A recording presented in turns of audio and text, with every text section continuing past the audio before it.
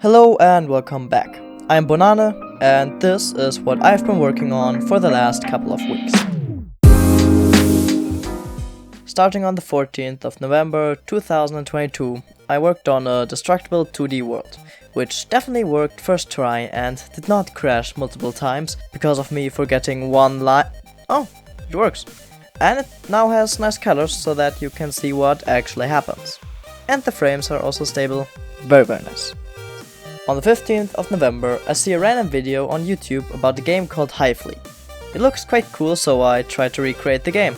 I start by creating a spaceship in Blender, and I immediately delete it because it looks like, well, not like a spaceship. I then tried to recreate a spaceship in Acer, which looks considerably better, but also takes twice as long.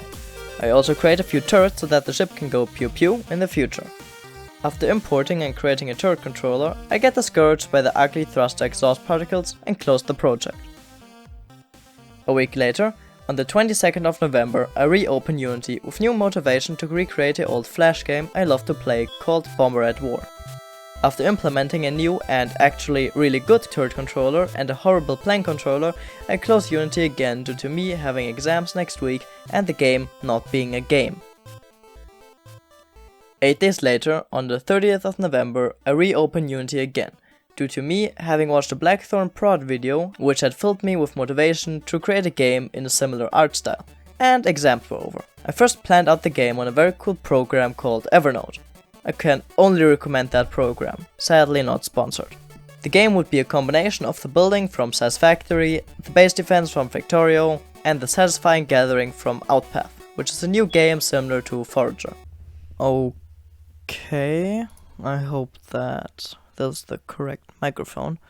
So anyways, I've been thinking a bit about how I actually want this game to work, and I think I've actually figured something out. So basically I got this automation progress, or like a basic draft finished, where I first started by mining with hand, or yeah, I got that one working currently. I then want to have like a crankshaft oven, where you make your wood into coal, then an oven, and then a carpenter, all that kind of stuff. Then also like a weapons bench, and I want the crafting to be very simple, so that I don't have to make any complicated systems, because again I want this to be a very simple game. And yeah, I also have like a backstory now, because the goal was kinda hard to figure out, as I didn't just want to copy Factorio.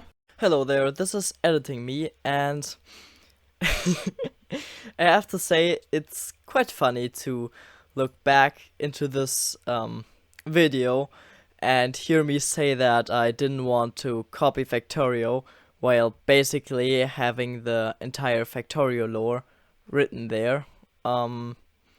Yeah, it wasn't my intention of doing so, and right now the main lore has shifted a bit to something more original, but yeah, I guess that's the human brain for you. So the goal is that basically you were chilling with your friends in space, on a spaceship, and then, I don't know, either so you were attacked or something like that. However, like the spaceship explodes, you escape on an escape pod and land on a random alien planet, and you obviously want to then go away from that planet, and you want to build a rocket ship at the end. I know, very original.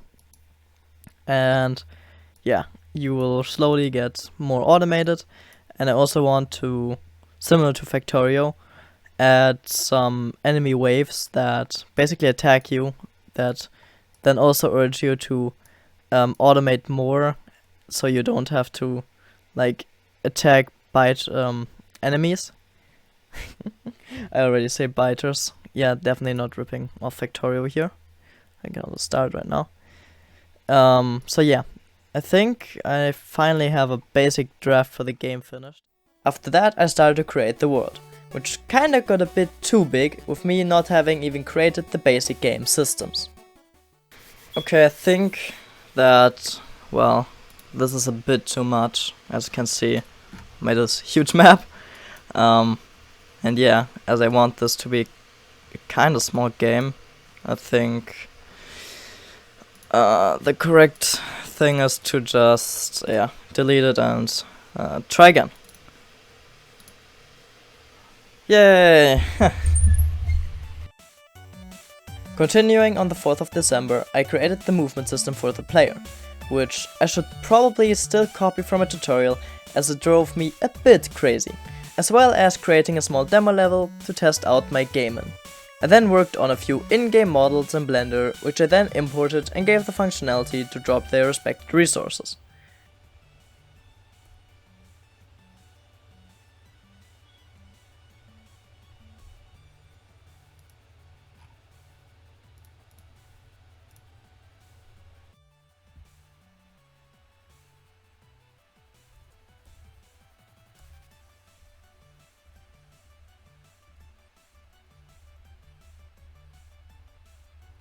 I also made a cool script that you can attach to stuff, which will make the letter E appear, which was quite useful for telling the player that you could pick that item up. And looking back, I was actually really productive that day. Wow. I continued the next day by starting to work on the crafting system, but was ultimately discouraged by the amount of work and again stopped developing.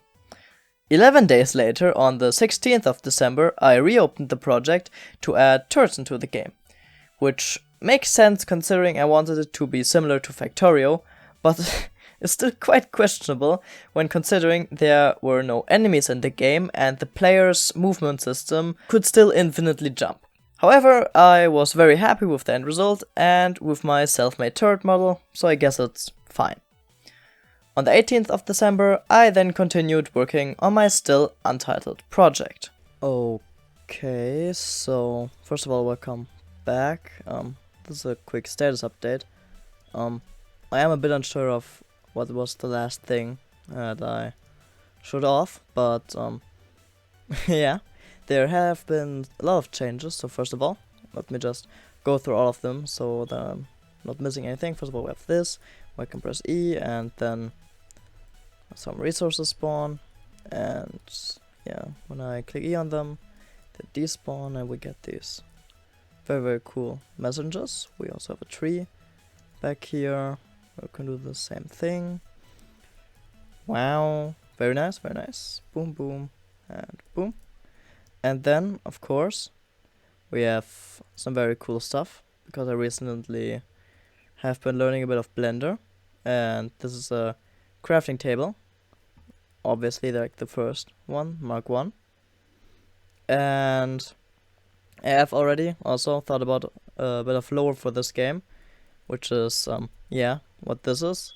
So here we have like an evil organization who kind of does stuff. Yes, and they're this Black Star Systems, and they do stuff to figure out solutions. I know, very creative. By the way, this is just a test level. Like, the actual planet would be a lot bigger, and I might actually do like a bit of a lore thing, because there's quite a lot now. Because yeah, that was quite fun to think about stuff. Yeah, this is the Escape Pod Mark 5, also done by Black Star Systems, of course. As you can see, it crashed, and we have this very cool like interior. Yes, very nice. And of course, because this is still inspired by Factorio and stuff, we have these wonderful little things that I modeled, which of course are made by Black Star Systems. And I, however, didn't really make any significant advances in the game, so yeah, let's just leave it at that. I worked on it. After Christmas and New Year's celebrations were finished, I started to plan the crafting system on the 4th of January 2023, with me working the next day with, let's just say, mixed emotions after not being able to find a bug for over an hour. Disable the image. And if I have that back there again, now it gets deleted.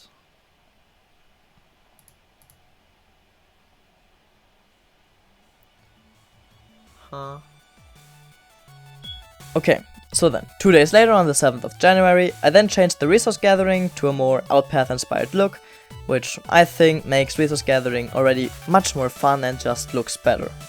All in all, the current game right now looks like this.